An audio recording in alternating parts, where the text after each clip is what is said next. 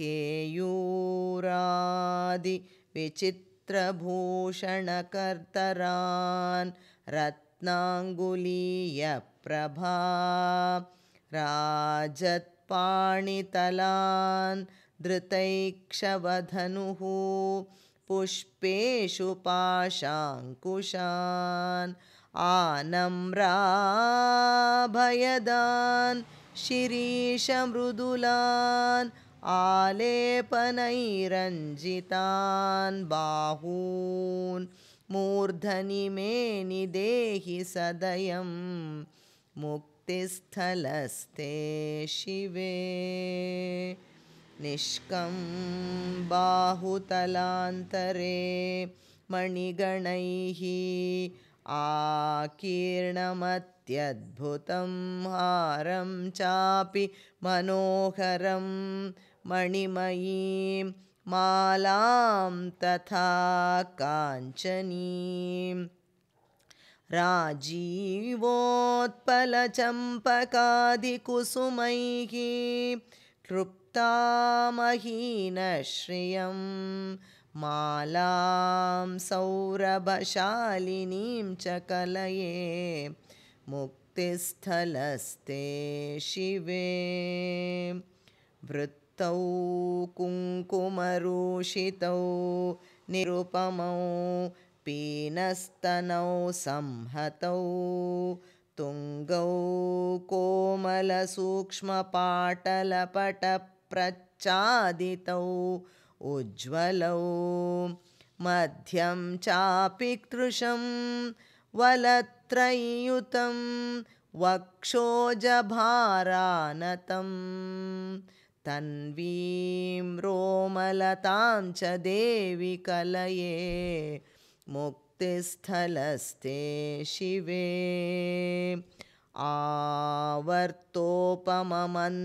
आवर्तोपममन्दशोभममलं निम्नं च नाभिबिलं काञ्चीदामनिबद्धरत्नविलसत् सिन्धूरवर्णां शुकं विस्तीर्णं रशनापदं कनकसद्रम्भानिभौ कोमलौ ऊरू चारुतरौ च देवि कलये मुक्तिस्थलस्थे स्थिते शिवे जानुद्वन्द्वं निभेन्द्रकुम्भसुषुमाचोरं च जङ्घायुगं चेतो जन्मनिषङ्घसौरभहरं वृत्तं च नात्यायतं मञ्जीरं च मनोभिरामनिनदं रत्नप्रभाभासुरं कूर्माभं प्रपदं च देवि कलये मुक्तिस्थलस्ते शिवे स्निग्धस्वच्छतराङ्गुलीदलतति छायाविराजन्नख प्रालेयांशुमरीचिधूतविनमत् तापान्धकारोत्करं कान्तं कल्पलतां प्रवालसुभगं लाक्षारसारञ्जितं पादाब्जं तव भावयामि वरदे मुक्तिस्थलस्थे शिवे भक्तानां हृदयेषु भूरि कृपया न्यस्तं तदन्तर्गतं गाढं तापतमो निरस्य शिशिरीकुर्वन् प्रकाशाधिकम्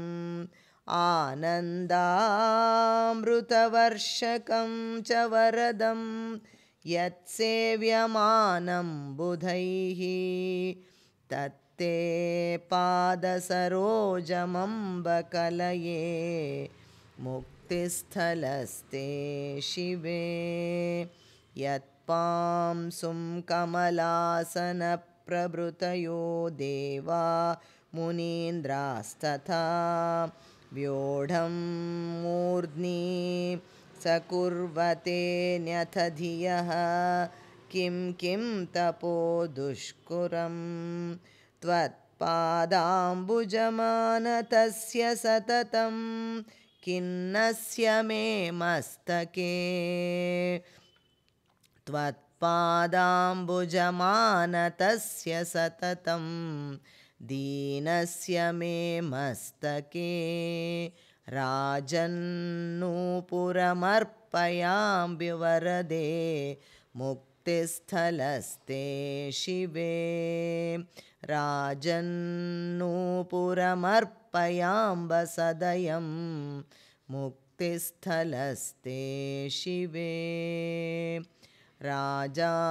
चैत्रकुलोद्भवः ससुरथो यत्सेवयो भून्मनुः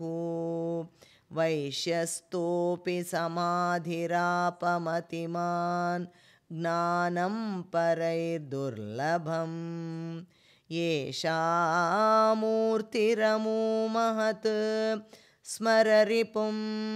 देवोऽपि नारायणः तत्ते पादसरोजमम्बकलये मुक्तिस्थलस्ते शिवे नित्यं येन शिवाङ्गवर्णनमिदं स्तोत्रं द्वयोः सन्ध्ययोः पद्यैः षोडशभिः कृतं कृतधिया मर्त्येन संकीर्त्यते तस्य प्रीतमनाः परेश महिषी त्वं देवी तापत्रयं निर्धूयाशु विदेहि भक्तिमचलां मुक्तिस्थलस्ते शिवे प्रागन्ते वसताचिरं श्रुतिगिरः सारावदातात्मना नेयाता निरणायि यस्य भगवत् श्रीशङ्करस्वामिना ब्राह्मं वैष्णवम् ऐश्वरं च किमपि प्रागल्भ्यमुद्भासयत् सायुज्यं मम सन्ददातु तदिदं मुक्तिस्थलस्तं महः सायुज्यं मम सन्दधातु तदिदं मुक्तिस्थलस्तं महः मुक्तिस्थलस्तं महः।